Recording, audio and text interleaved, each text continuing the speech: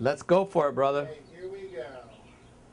The Rolling Stone Traveling Salvation Show. Grab the old ladies and grab Harvey Kubernik. All right, And Mike. everybody knows that everyone loves Mike Love's Traveling Show.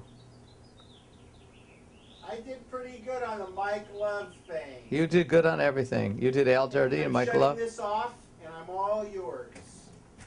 Okay, brother.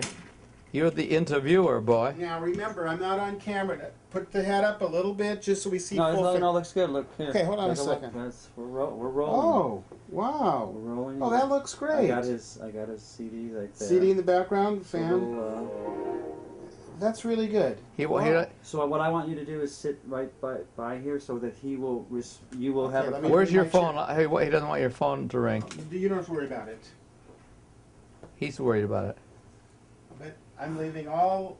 No, actually, if a call comes in, you know what? That's fine. I'm letting the flow happen. Okay. There's water for you. Let me get my water, and we're all yours. Get a comfortable chair, and, yes. And I want you to sit I think up. Harvey's the character, man. But here's look at how vivid. You know, I love the shirt. Thanks. And there's you see your CD over here. Yeah, I got it. Okay. Harvey Kubernik. Today I'd like to give a lecture on Harvey Kubernik. I'm a Kubernik fan. There's Stevie Nick and Kubernik. Where is my, here it is, right here. I'm going to... Nickelodeon. Thank you. Let me shut everything off. And it's all... I usually say whatever comes into my mind, as you'll find out. This is going to be great. I'm rolling right now, so say whatever you want. So you tell me where I'm, okay, right here? Yeah.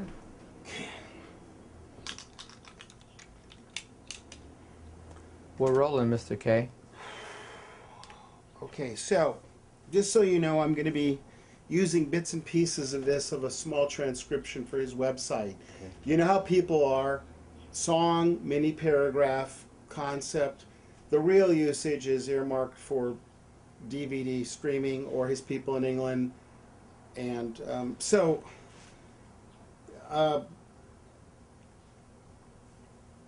okay, now the bio that I wrote for you that's been revised and updated, that exists and is already on your website, isn't it?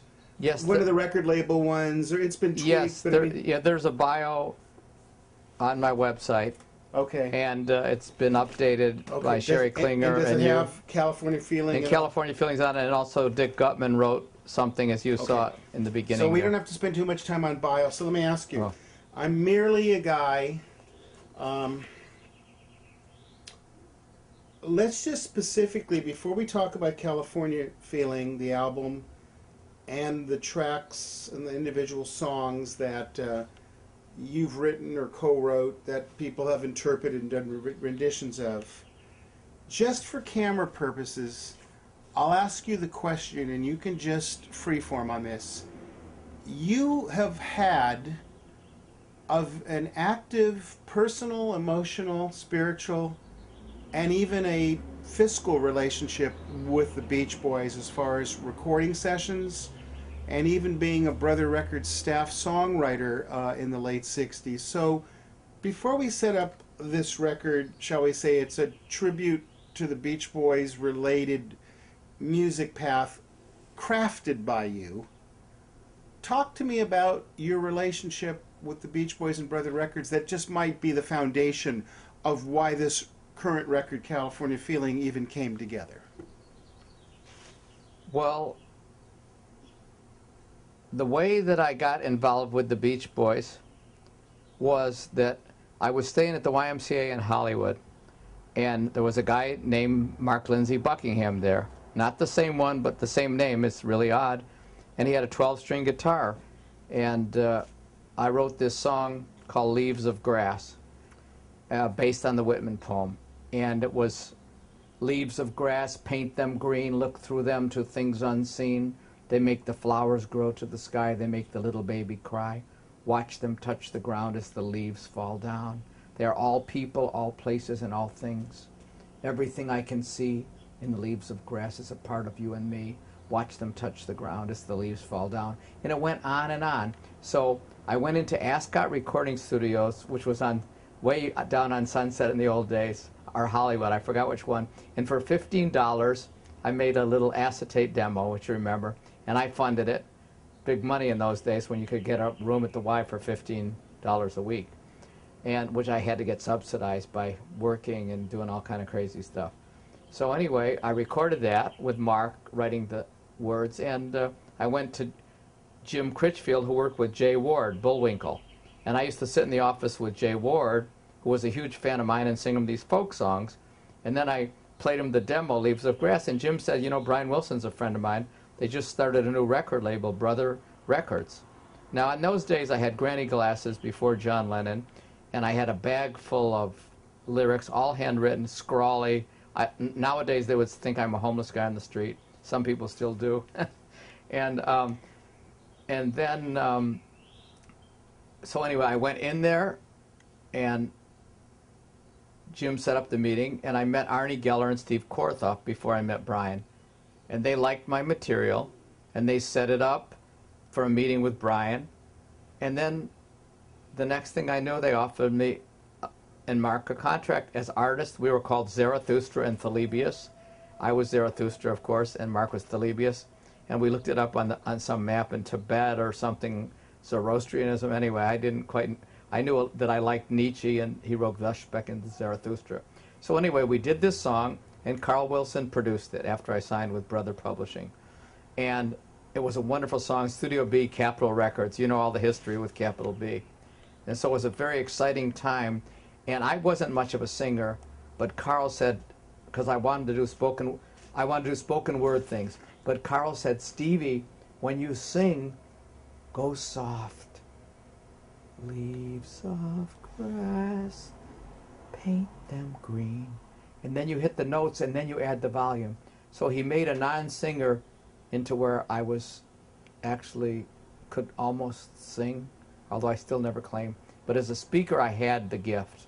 I knew what to do. And we took it, and we made it, and it was a beautiful recording, Mark's 12-string guitar.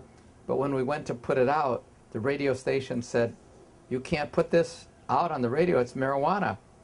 So I went very quickly from being an artist to being a staff writer. And then Dennis and I started hanging out, and the next thing you know, he picks me up one day in his Rolls Royce when I was staying in the Brentwood Motor Hotel, and like midnight, and we wrote the beginnings of Little Bird and Be Still when he was living on 14,400 Sunset in the Palisades, the old Will Rogers estate. And I was sitting at his piano looking out the window. It was the afternoon, and look, I saw a little bird in the branch of a tree. And up there, I wrote this poem, Little Bird Up in a Tree. Well, no melody yet. And I wrote the whole poem, and Dennis called me about 11 that night. He worked a little on it then. Says I got the melody, and he played me Little Bird on the phone. Now, the bridge part wasn't in that later Brian wrote, but Brian didn't admit it till years later. But where's my pretty bird? It must have flown away. And Dennis didn't like a couple lines. Like I said, free from strife. There's a part they left out in Little Bird called Before Things Become Real, They Are First in Your Mind, A Love Thought Draws Others of Its Kind. So that was the beginning of my days with the Beach Boys. Okay, cut. Now, you've had a very long-term, deep friendship with Brian Wilson. Yes. I want you to talk about your friendship with Brian Wilson, your creative collaborations with Brian Wilson, including, I think, the Child of Winter composition, even things that haven't been released. And I want you to end this segment, and then we're going to get into your album. Okay. So you can let everybody know that when Brian Wilson did a duets album a few years ago, he covered a Steve Kalinich song, and the other vocalist with Brian Wilson was Paul McCartney. Yep. So that's how we'll end let's it. talk. That's how it's going to end. So let's go to town a little bit here on Brian, and that'll lead to you knowing his family, Okay. all the wives, Okay. being at the births of Carney and Wendy. But you don't be modest. I just want you to tell the truth, and it's all Okay. real cool. Okay, just say so. You knew the Beach Boys as human beings and people in the late 60s and all through the 70s, friendships that continue today. And obviously, I've seen you for 30 and 40 years around various Brian Wilson endeavors.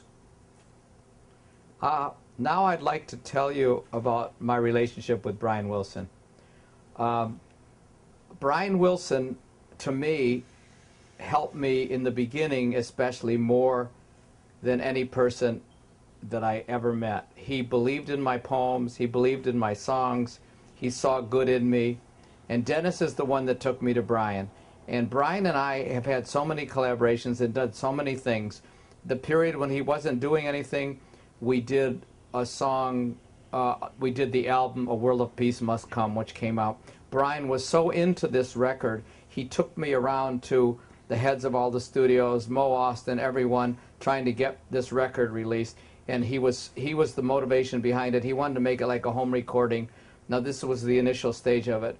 And Brian, without him, I don't think I'd have the credibility and the longevity of the career that I've had. He produced my America, I Know You track. That was the first one in, I think, 68, 69. We recorded at his house at Wally Hyder's studio.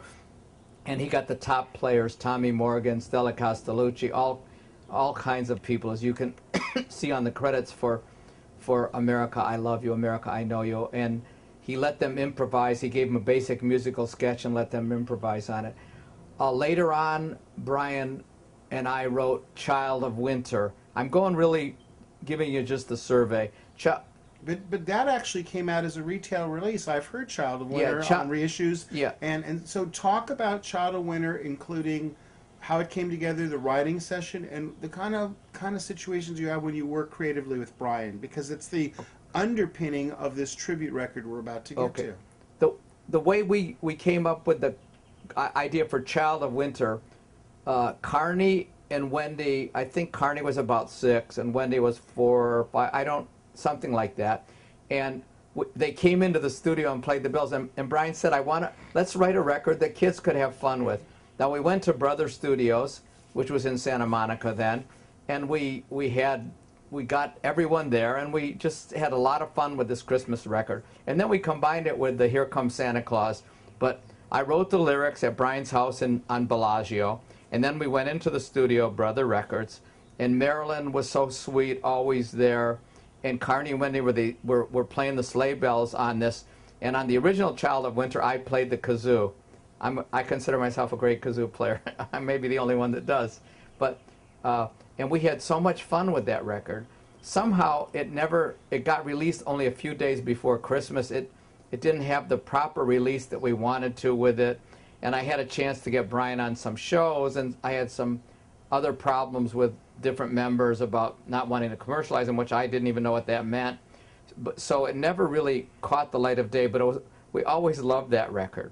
And as you know, we had a new version this year come out on what we'll talk about today, Child of Winter, that also had a video directed by Alan Boyd, or Rachel and the Reindeers doing the Brian Steve Kalinich song. I also did California Feeling with Brian. I went up to Big Sur and different places and traveled around, and then I also went to San Onofre with Brian Moss, a friend of mine, and I wrote this lyric. I was walking down the beach at San Onofre. It was my first surfing time ever on the surfboard. I skinned my knee coming into the shore. I didn't put that in. I wrote that. I wrote that melody, that song California Feeling, and Brian had that and sat at the piano, and we went to, I think it was Western. You have to check with Marilyn to confirm this. And he took my lyric as it was and picked out the lines out of it. It wasn't word for word, but it was word for word, but maybe he skipped a line. And I was walking down the beach in San Onofre. It was such a beautiful day. The wind was blowing through my hair, and he made that melody on the spot. That was instantaneous, spontaneous California Feeling, and I love that melody, and I think it's finally getting its own. This year it was recorded by Al Jardine, and now the Honeys on the new California Feeling album. I also wrote a song that's on this album that 4 or 5 years ago was on the Getting It Over My Head album, which Peter Blake, who I love and have become friends with, and his wife Chrissy, did the album cover for Sgt. Pepper. He also did the album cover for Getting It Over My Head. And we have the distinction of, on this record, although I did not intend this, but it's how it came out, Brian did a duet of A Friend Like You with Paul McCartney. So that is my connection, and I'm ever so humble and grateful. And I wish I didn't write it for Paul. I want to be clear about it, but I'm so grateful that he did it, and I feel really blessed to have him on anything. And it's a record that I still don't think people have fully realized, but they will. And when they hear the new version on this record, I think they're going to love it. I'm really excited about it. But when I heard Paul McCartney's voice, I tell you, I just melted. And there are other tracks that haven't been released that I have had the fortune to hear with McCartney singing on it, and I just love all of them. I'm just so blessed. Are there any other specific things I could talk about? Well, yes. I mean, I want you to get. I mean, you're talking to a Pisces here, so I don't consider any of your spiritual quest, journey, or karmic destiny eccentric behavior or Hollywood cuckoo stuff. In fact, it's some of the only things that make sense to me in this planet at the moment. But it's in your bio, and I think it is sort of the foundation of this tribute record, which we're going to discuss. But as you're watching your life play out in front of you, staff writer, songwriter, poet, wordsmith, tunesmith, blacksmith, it's really obvious to me that there seemed to be a sense of destiny, that a guy like you could start on the East Coast like so many other people, end up in Hollywood in the 60s, still retain your integrity and your sense of wanderlust. But it's not lost on me that even when you briefly went to Syracuse University, one of your fraternity brothers was Felix Cavaliere of the Rascals, or the pre-Young Rascals at the time. So in my mind, you had been around a fraternity and with Felix Cavaliere, who I rate just a notch under Brian Wilson as far as one of my favorite singers and one of my favorite songwriters, although he doesn't have the output of the Beach Boys and Brian, and there were some cover versions in the Young Rascals or the Rascals, but still, it seemed to me that you were there with the formation of somebody who's the epicenter of the Rascals. You're there watching Brother Records form and then splinter. You have the destiny aspect of Brian Wilson and Paul McCartney finally teaming together in a recording studio, and they're singing, you know, lyrics that you have crafted, even though they were not earmarked at the time for the melodic or verbal partner of Paul McCartney to join. But just right now, before we talk about California Feeling, you have always pledged yourself to grace, destiny, fate. You've always taken the poet journey as opposed to the LLC journey. Where did that come from? Why is it playing out? Why do you have a Buddhist sense of acknowledgement and collaboration in a music world that is basically dog eat dog and ego driven? Why are you here right now? Because somehow you have physically survived to be on the planet where people are doing a whole album of things that you've written. This album is just the beginning of it. What I feel is Buddhism, Judaism, Kabbalah, all the spiritual journeys I have taken. So when I was young, first I was a very problematic teenager with all the rock and roll propensities that everybody has. But somehow through it, I was drawn by a writer out here that I ended up working with later, but I really wanted to sign with, probably instead of the Beach Boys, might as well be honest here, was P.F. Sloan. But they told me he was inaccessible. I went to see Steve Barry before I signed with the Beach Boys, and they said, P.F. just doesn't see anyone. And P.F. said he never even knew about it. So we kind of restage that. Steve Barry doesn't see. Steve Barry. Do it again. Steve Barry said that you can talk to me, but P.F. is not. You're not able to see him. And I think I would say, this is a tough one. I would say he'll probably be embarrassed, but P.F. Sloan probably influenced me more. If I have any influences in pop music, was P.F. Sloan more than the Beatles, more than the Beach Boys, and I might as well be honest, pay a tribute to him. And he's now one of my dearest friends. Not that we haven't had some kind of deep discussions about issues and things, but he's a wonderful guy. But how did this happen? Because I think PF is on a spiritual journey, like with Eve of Destruction. And I think I was on a spiritual journey. I started writing articles about world peace when I was 15. I was in Problems of American Democracy. I argued for the John F. Kennedy side, and the other side was arguing for Nixon. I made it to the cover of Look magazine because of children talking about issues. I represented the whole school as pretending like Cuomo and Matsu, all the issues with Kennedy, and I looked like Kennedy before my hair became long. Well, I'm not saying I was that good looking, but I had the haircut and the suit and everything before my nose was broken, as you can see on the diving board. Anyway, so the story is, I started, a world of peace must come, and my first poem started coming, and I felt this pledge for peace, for destiny, that the pursuit of materiality, everyone was pursuing it, but no one was really happy. And all these rich people that I met, and even my family in the furniture business, was fairly successful in Binghamton, New York, and Endicott, New York, there always were, well, did you make a living? What are you doing? Nobody was saying, how's your spiritual journey? How is your growth? So I felt, I want to try and find some reality. So I was drawn to it. But I wasn't drawn toward the drugs. I was drawn toward the spirituality. And I think that this is what drew the Beach Boys to me. And since I didn't sign with PF, I think I brought that. When I wrote Be Still with Dennis, someone sent me a card from the Bible, be still and know that I'm God. That was, I didn't come up with that concept, but that be still has helped me all these years to live my life. When I was broke, when I was working at a gas station, when I had nothing to do, there was a spirituality going on, a deep conviction that somehow there was more to life than we see, that we could make an impact on others, we could improve the consciousness of the planet. And I still believe to this day you need to be in reality. And I don't think about heaven or hell. I think about making this planet better, and it's still my emphasis. The only thing I didn't realize is it's not as simple as thinking. It's not as simple as my earlier record said. I was naive. It's hard. We're a hard ass dealing with a reality that thinks materiality is God. And Okay, it's but not. I also seem to remember, while some of us didn't end up in Vietnam, let alone the military service, because I had a student deferment, weren't you one of the original guys that declared you were a conscientious objector or something? I didn't declare it that I was, but I was. And when I did try and get into the service, although I didn't get in, I tried to. I didn't know what it meant. I said, I won't kill anyone, but I'll go in as a chaplain. And I think they must have thought I was nuts or something, because I never got in.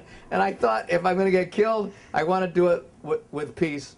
And I think that my first world peace poems came at about 14, 15 years old. Hence, Brian picked up on my concept, a world of peace must come. This is at the height, 68, 66, 67, and then we're doing this stuff, and I'm writing here. They're surfing USA, Barbara Ann, you know, actually before Pet Sounds of that really kicked in, or the beginning of it.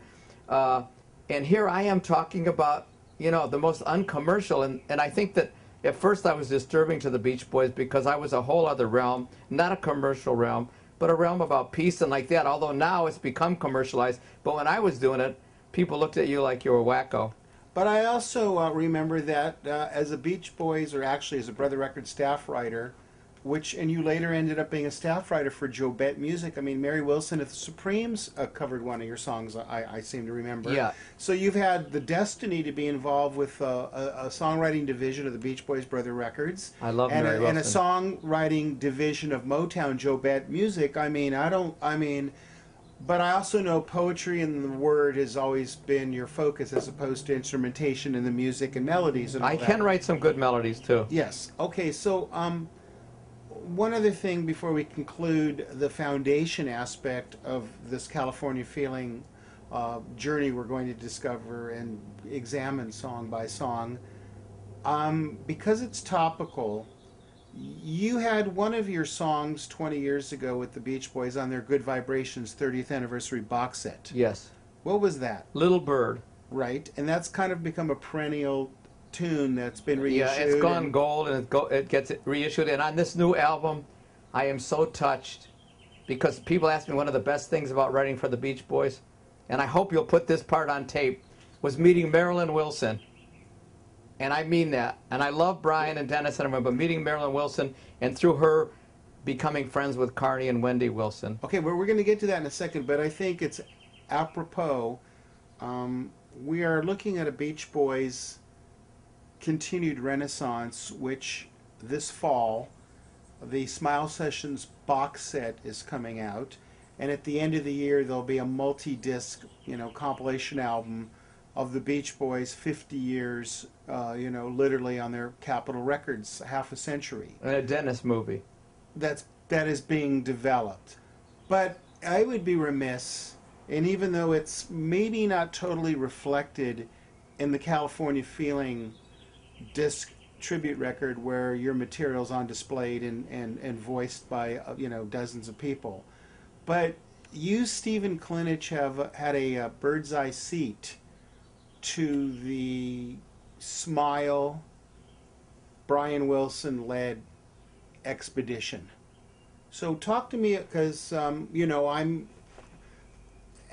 I'll be having the June Mojo magazine cover story on the Smile record coming out. And I know the band and have met all of them too and all that, but what I'm saying is that is a record that was crafted, or at least begun 45 years ago, never fully realized, now coming together. But you had an interesting catbird seat, knowing the members, being around some of the sessions, certainly being in Hollywood, being in those same studios. So if I said to you the word, tell me about the Smile sessions that you were around, or what Smile or the Brian Wilson you saw in the world of 66 and 67 going into 68, just tell me about Brian Wilson and Smile, and anything you'd like to say about that.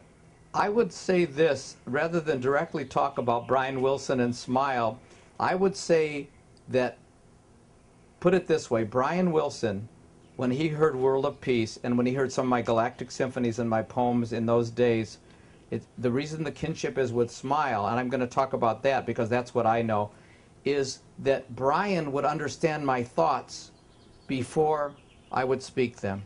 He knew we didn't have to speak. He might hit notes, discordant notes, and 10 seconds later or a minute later play the next link of it, and I would understand. He would just pound the keys, and he would say, if I slowed time down, each note would have been hit individually. And to me, I didn't need drugs or anything. I totally understand, because the chaos of life, if you learn to slow time down through meditation, through whatever your ability is to grasp your experience, this is a tool. So to view the Smile, to view those years, I see a great spiritual quest here. I see a quest for not satisfaction with the establishment, which I think is the basis of materiality, and not being able to handle the massive success and integrate it into your being. And I think that the way it relates to Smile is that here, when the Beach Boys are on top commercially, this man's soul had to cry out for something else, and something that I feel is spiritual and that has some connection with the cosmos, that question things. And my God, it's a very powerful statement for musicians to make, because most people want to just stay with their success and be cool and everything, but Brian took a great risk, and it didn't probably get the total support he needed, although now everyone will say they did. Okay, but I also know, for lack of a better word, you kept, shall we say, a psychic or almost a diary-like journal watching Smile and Brian Wilson. I sent you excerpts from the journal. Okay, but forget that for Okay. sending me. Okay. Just talk to me that you metaphysically and in reality kept a psychic notebook of your Smile observations. I noted, I would say during the Smile period, I wrote a poem called Whiskey, about the days at the Whiskey Go-Go, and the pursuit for drugs, and all the other challenges and things that came up to one. And I had a connection, and I have it all in my notes and notebooks and in some of my recordings that you will be hearing on future albums coming, and in my journals about this whole period, what it meant, what the time was. that only at this time in history could there have been such an upheaval where the old ways of doing things were dying.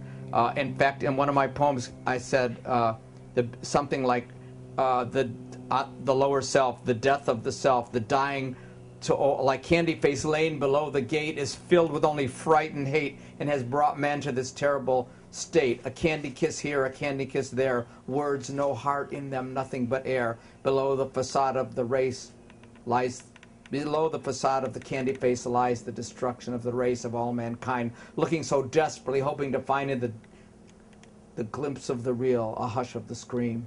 Brian Wilson was trying to find the silence through music to fill that hush and the scream. I think Smile was one of his attempts. And since it was a musical words, when I say musical words, he did it through music. I don't even know, the words are okay, but that was its own poetry. He spoke it. I don't even think he needed words for that. I'm not belittling any of the lyricists, but the music itself, the energy of the music, the form of the music, the shape of the poetic tones, to me, are part of this bringing in a new kind of consciousness. Doesn't mean the person expressing it, like it did in mine, I wasn't aware of things I was expressing, but yet somehow you can be an instrument for change in a channel without having the full experience yourself. And I think that Smile is a good example of that.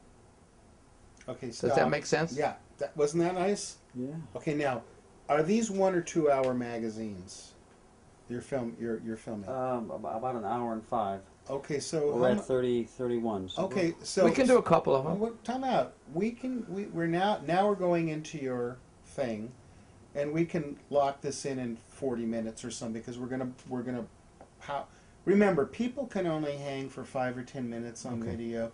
Nobody has the hour to watch everything. Okay. I do, but don't hold back questions. I'm about to go through your record. Go Are we brutal. running tape? Let's go, dude. Okay. It's been rolling. Okay, so Anyway, I'm doing not a your problem. questions too, because Okay, and by the way, and Gary Strobel, while you're here, yes. after we do my magic, if you have any things you'd like to ask, you can do that too. Okay. Okay, so Just here make we sure go. you get me out in time to deliver my car Okay, back. it's only 1 o'clock now, so we're okay. Okay.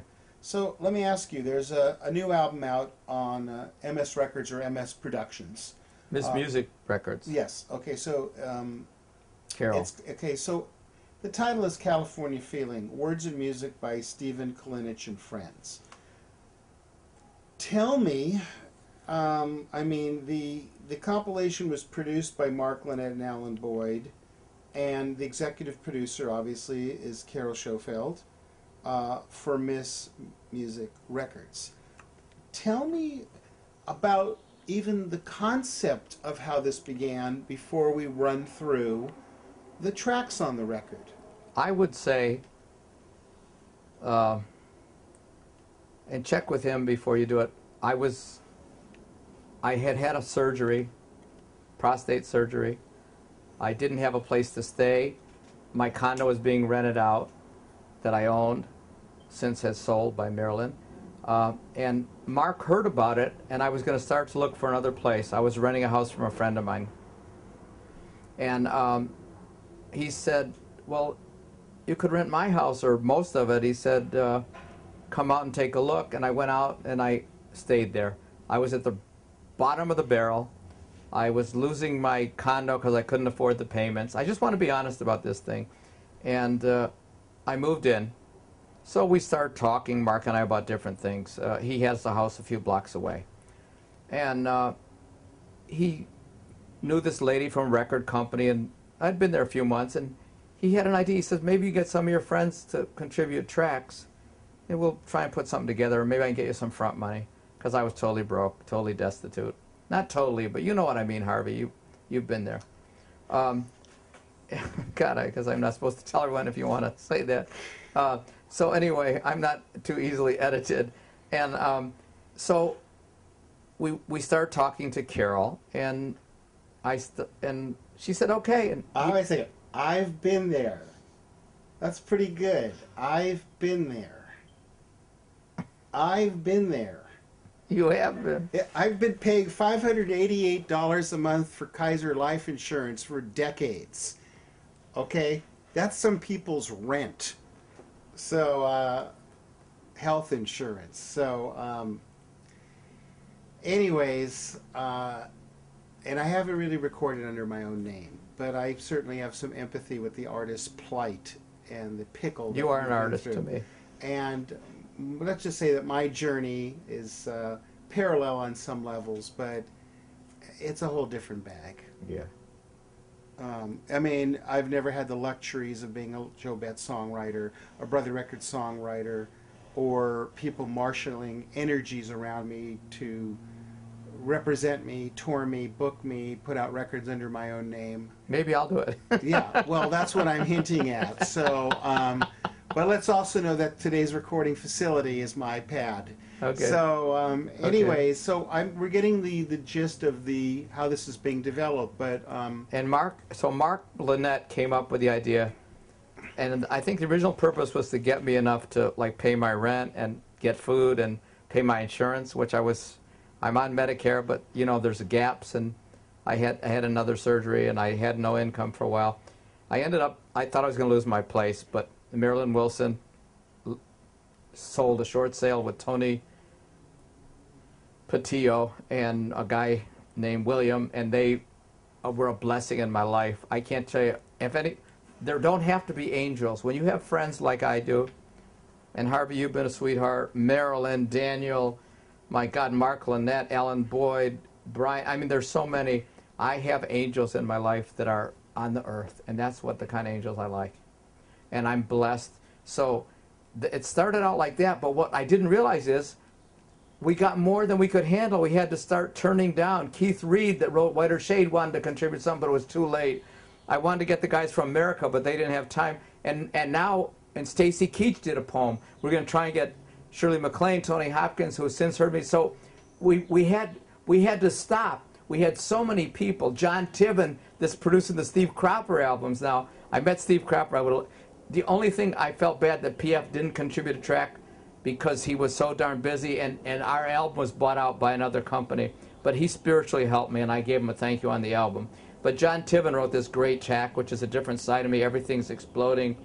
I hope, is that the name of it? Everything's exploding? Look on the record. I know, but listen. Okay. Let's. So it cascaded, it avalanche. So just for the usage here, which obviously will be shown or edited or whatever it's going to be, it's something that's birthed with Mark Lynette geographically. Yes. And as Ram Dass suggests, honor the incarnation. Yes, and I honor Mark Lynette. Without Mark Lynette, I don't think God bless the airplanes. I don't want to let this moment go by to pray for the safety of all the people in that airplane. Is there a Peter Tork vibe to this guy? Is this maybe the walking continuation of Peter Tork in Laurel Canyon? Pretty close, right? Yeah. I mean... I was in Laurel Canyon, but no one saw me. I was invisible in Laurel Canyon because I was there. I was in the houses. I was at the rehearsals. Even the Malibu Beatles, I was there when they played the Whiskey, when they were almost the house band. I knew all of them. In fact, a story, I was a social director for a senior citizens home in Santa Monica, and I think I got $75 a week working for Steve Piccolo. Caso Descanso it was called. And I liked him so much that they consented to play for free. And all these people with hearing aids, and I brought them to the senior citizen home, the Sons of Malibu, the Malibu Beatles, they called them, the Sons of Adam. You remember them from the Whiskey? And they know everyone, and you probably even know. Mike Stewart, who later was in the group Love, was in the Sons of Adam. Yeah. And they came to the senior citizen home, and they played under my direction, and they got a picture of me in the Santa Monica Evening Outlook with my guitar and my long hair and a Hawaiian leg. Okay. So let's address this album, California Feeling. So it's decided in dialogue with you and Mark Lynette that it's time to do a record where you invite people you know interpreting and doing renditions of your poems and songs. Yes. So that's how this was started. So let me ask you, was it always called California Feeling, and was the concept always going to be people doing your words and music, and you'd have friends in collaboration with you? Was that the initial intent? I don't think so. I think the initial intent, well, it wasn't the initial intent, but the way it was going, the title was going to be from Brentwood to Brighton, or from Brentwood to Brighton, the poem with Charlotte Glasson, because I like that idea. But somehow after the Honeys recorded California Feeling, we knew it was really called California Feeling, but on this one, California Feeling. But we left the G off in the old days. Everyone was talking without the G, you know, no G, lose the G. So it changed. But originally it was going to be from Brentwood to Brighton, because I thought, the funniest thing is, this is a side story I've never told anyone, Charlotte thought it was Brentwood, England, but I told her it was Brentwood, California, my home. She wrote that melody and everything thinking it was Brentwood, England to Brighton, and not knowing it was Brentwood, California across the sea. I think that's funny. Okay, so it's decided to make an album. Yep. Okay, so tell me, okay, so that's going to be developed with you, and was most of it or all done in Glendale at Mark Linnett's studio? Some was done, some of the tracks were done in England, some were done before, some are brand new, some were done and sent in, and Mark mixed and edited them. And so it came from all around. Some things were done, some touches were done at Mark's. All the final editing and mixing almost was done in Mark's studio, And with tell Ellen me- Boyd helping, of Tell course. me, and also Mark had an earlier friendship and arrangement with Carol at, Ms. Music Records. He knew her, yes. Which became the Destiny House for the retail release of this. Yes, of this and also we did a 7-inch vinyl of a Christmas single, Child of Winter, which is on this album. And there's a flip side called The Violin That Played by Itself with Ollie Helnwein on the vinyl, but not on this record. But in future years it will come out as a book, animation, TV. Okay, so let's just talk about the tracks Okay. and the people, and we don't have to get into Tolstoy, War and Peace on these things. No, I know, and that's my tendency. So okay, I'm just And the next 4,000 pages will be about Harvey Kubernik. No. Okay, so let me ask you. Yeah. The intro, the Chaos Band. Adam Marsden. Stop, hold on a second. Anytime I say that to you, you must repeat the track and the name of the artist, because my voice is probably getting edited out. Okay. The intro, Adam Marsden and the Chaos Band. It's the intro from the song Be Still, and it's just exquisitely gorgeous. Should I say more about Adam Yes, or wait? yes, no. Adam Marsden, You have to explain these people. Adam Marsden has done Dennis tributes and other kind of bands, plus his own material. He's an incredible artist. I met him through Alan Boyd. I love the people in his band, Evie, Teresa. I don't even know, to be honest with you, my mind is blank right now, but everyone in that band, and he loved my songs, and he consented to do this song, and I'm very grateful for them. I love their version of the intro, but they come later in the album, which we'll talk about later, too. Okay, California Feelin', The Honeys. Oh my God, I love that track. It may be one of my favorite tracks on the album. You have to repeat their name and the title. The Honeys, California Feeling, I love their version. Marilyn Wilson, Ginger, Diane, 3 sweet women that I love, that are dear, sweet friends. They made this song come to life for me, and they gave their own unique style and touch, and they're all incredible friends. I just can't say enough of, it makes me feel why I came to California, that open feeling that I could do anything, that I could be anything, that I could one day be a busboy, washing dishes, and the next day writing with Brian Wilson and Paul McCartney. And that happened to me.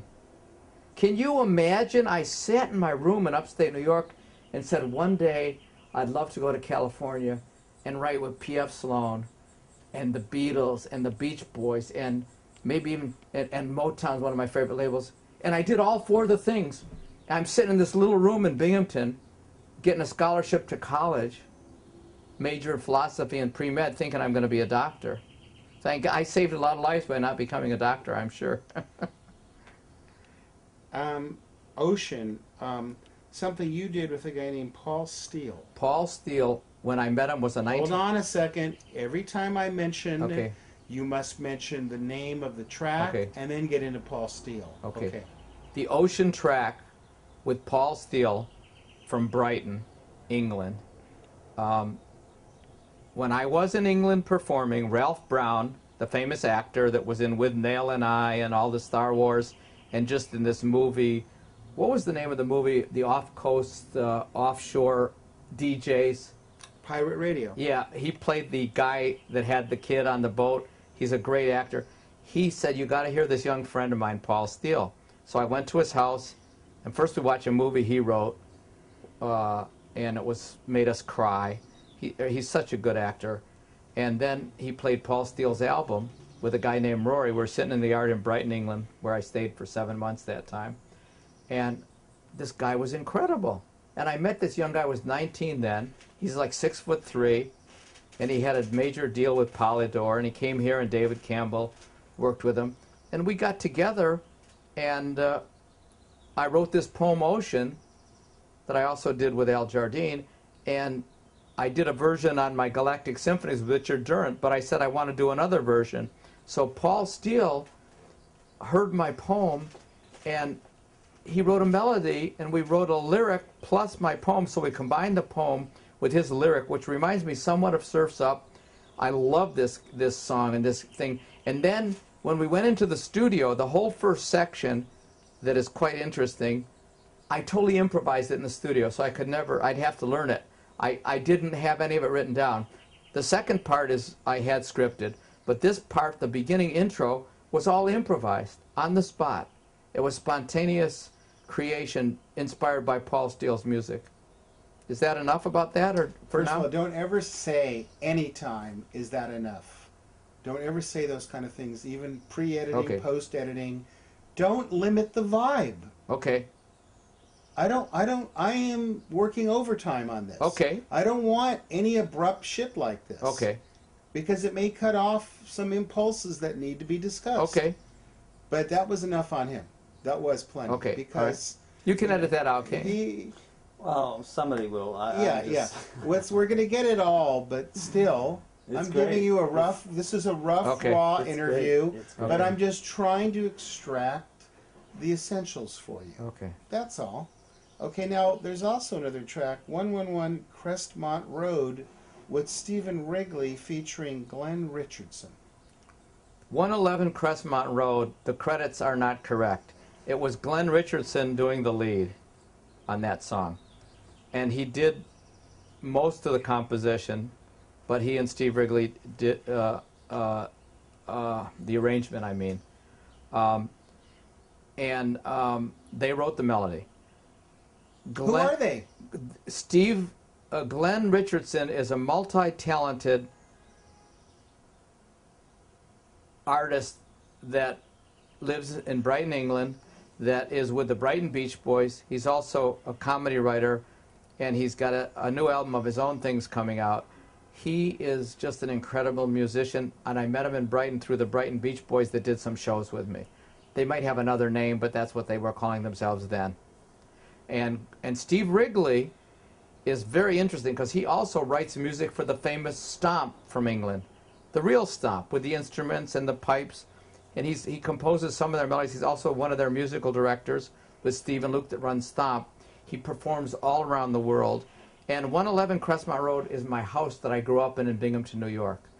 111 Crestmont Road. It's a very dear poem to me. Glenn readjusted some of the lyrics, he told me, a little bit to make it more like a pop tune. It's just a wonderful feeling of the house I grew up in. It brings back so many memories, the whole spirit of Binghamton, New York, the whole feeling of growing up in that kind of a little town that used to have industry that now is like a ghost town in some ways. Contemplating Life by Dan Knutson. Contemplating Life. Dan Knutson is, first of all, he's Brian's son-in-law. He's Wendy's husband, the father of the 4 children, Bo, Leo, Will, and Jess. And he gave me this great melody, and I put these words to it, and then he edited it around a little, and he sang it, and I just love the guy. He's such a talent. He's so humble. He's so understated. It's a blessing knowing Dan, and I'd love to do more things with him, and I hope I can, and I owe that to Dan and Wendy. Everything's Exploding. Everything's Exploding. John Tiven. This guy's a cross when he's on between Steven Tyler, Mick Jagger, I don't know who the hell else. He's just quite a quite an amazing guy, and he puts a lot of spirit, heart, and energy, and he follows through on things immediately. He will come in the middle of your room when you're half asleep and wake you up and bring you out of a daze. I had the privilege of going to India with John Tibbin and P.F. Sloan, and I just love the guy, and he did a great contribution to bringing my lyrics to life, and it's a whole different style for me. Probin Gregory does A Time to Live in Dreams. A Time to Live in Dreams, one of my favorite songs that I wrote with Dennis. Probin Gregory and his wife, Julia, they are just the most wonderful people, and they did such a great job on this song. A time to live in dreams, a time to lay beside the hours. I go to that quiet place within. Another song of mine, In the Stillness. There are many verses of this song that we didn't include in the record, nor did Dennis, but this is the beginning of it, and that was just a wonderful experience with them. They did a great job, a different arrangement than the track. Most grateful and open. Anything you want to say? Say it. Stop for a second. Okay, now hold on a second. I'll pause. Want me to get that? Yeah, no, just stop the tape. Check. Let's wait. Okay. Let's okay. wait, because I want... By the way, if her sing shows up tomorrow before 2, it's fine. If it shows up tomorrow, I bring it in on Monday. If We're it shows rolling. up on Monday, we're fine. We're rolling. Okay. But that's good. Okay, continue. Can I ask you about, you do, and the track with Probin Gregory is called A Time to Live in Dreams. Okay, there's a song by David Courtney, that you did a song with David Courtney called Star Cries. Star Cries with David Courtney. David Courtney and I are doing a whole concept album called Star Cries, and it's the stars crying out to the inhabitants of the earth. You know, it's like not maybe a brand new concept, but we did it in such a way that David takes my poems and puts them into a musical style, and this is one of those. It's going to be an album. Now, the one interesting thing is, on David's audio record, which is coming out, there's another one of the Star Cries, and on that one, we have the rare distinction, which will later on maybe be involved on a release on Carol's label, of Star Cries where I do my poem, If You Knew, combining with a Leo Sayre singing one of his vocals that with the London Philharmonic playing or some London symphony, and fortunately Dave Gilmour on the guitar. That'll be Stephen Kalinich, David Gilmour, and Leo Sayre, David Courtney, and that is another one of the Star Cries coming out soon.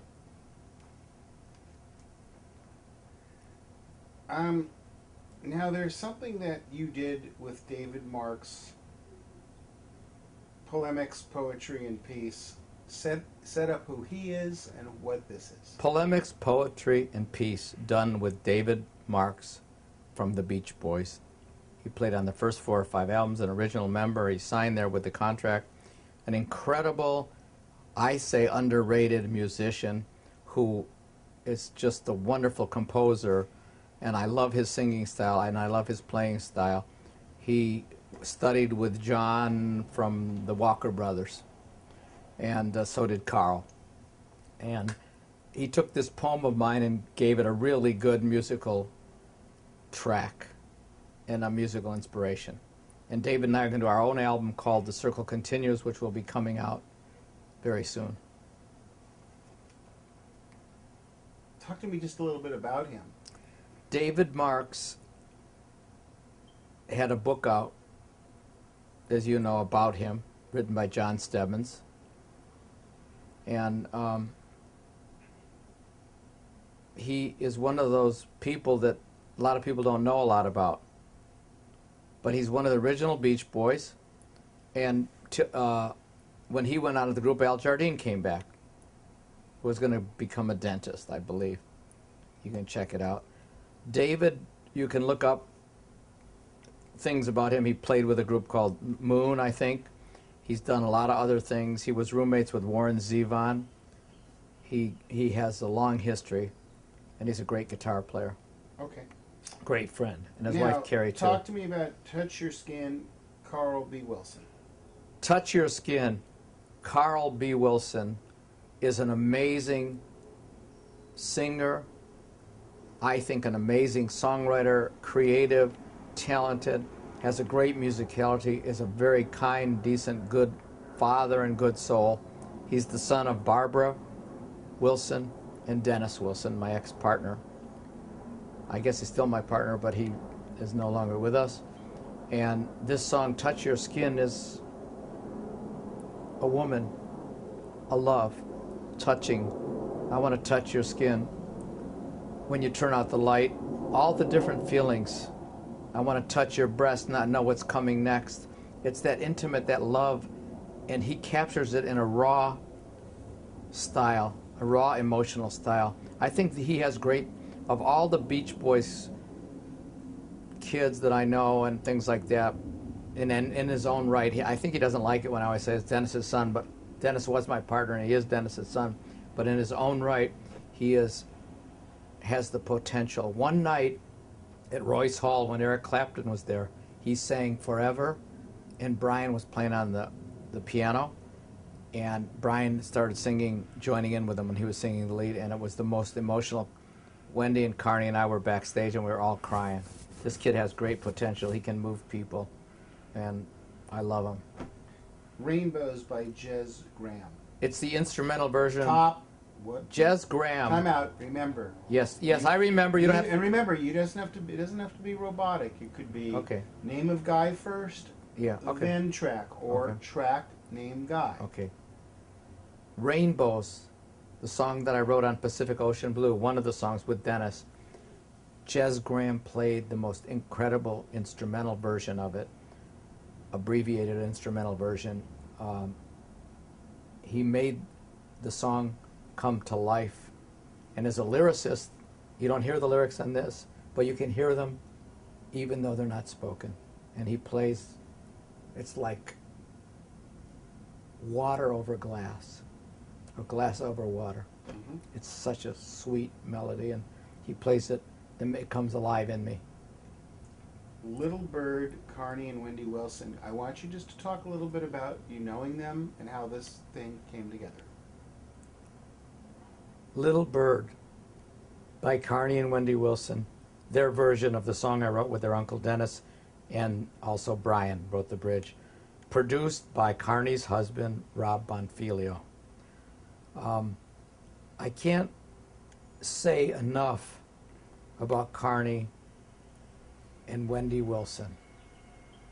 Besides being the daughters of Marilyn and Brian. Some noise. Yeah, hang on. First of all, where's your water? Because your throat's going a little bit. Okay, so we're getting down there. So just why don't we shut that door, please? Well, the Okay. lighting is so Okay, nice. no, Hang okay, on. lighting's good. I'm gonna make a tape change. Make a tape So this is change. good. Make a tape change. Okay,